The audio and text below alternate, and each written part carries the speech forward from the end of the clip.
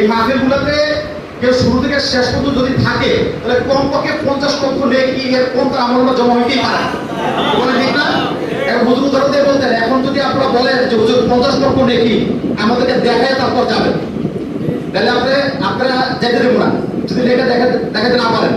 হুজুর বলছে কি আমাকে দেখানো সম্ভব? সে সাধ্য আছে? নাই। এই মজলিসগুলোকে, দিনী মজলিসগুলোকে ফেরেশতারা ঘিরে রাখে। এখন যদি বলেন যে এই ফেরেশতা দেখায় তারপরে এখান থেকে যাবেন, বললেন কেন? আমি কি দেখাতে পারবো ভাই বলেন? এটা গায়ের উপর বিশ্বাস। আমরা বিশ্বাস করি, এটা উপর লালন করি যে আল্লাহ তাআলা আমাদেরকে বোঝা দিবেন ইনশাআল্লাহ। কি ভাই দিবেন তো? কখন দিকে? এটা কখন পাবেন, কখন বুঝবেন? যখন চোখ বন্ধ হয়ে যাবে। কি ভাই? যখন পৃথিবীর সকল সম্পদ আপনার আমার কাজে লাগবে না, যখন সকল সম্পদ রেখে আপনাকে আমাদের কবরের সরঞ্জাম রেডি করবে, সেই সারাদিনের জায়গায় নেওয়ার জন্য রেডি করবে, ওই সময় এই কোরবানির কথা মনে পড়বে। ওই সময় কোরবানির যে বদলা আল্লাহ দিবে তখন সেটা আপনার কাজে লাগবে। কি ভাই? ওই সময় তো আমাদের আসল দরকার। আসল দরকার না? তাহলে কি আমাদের মনে ক্ষোভ আছে, কষ্ট আছে, দুঃখ আছে? তাহলে আমরা একটু শেষ পর্যন্ত কষ্ট ধরে থাকতে পারবো ইনশাআল্লাহ। আল্লাহ আমাদের সকলকে কবুল করুন, বলেন আমিন।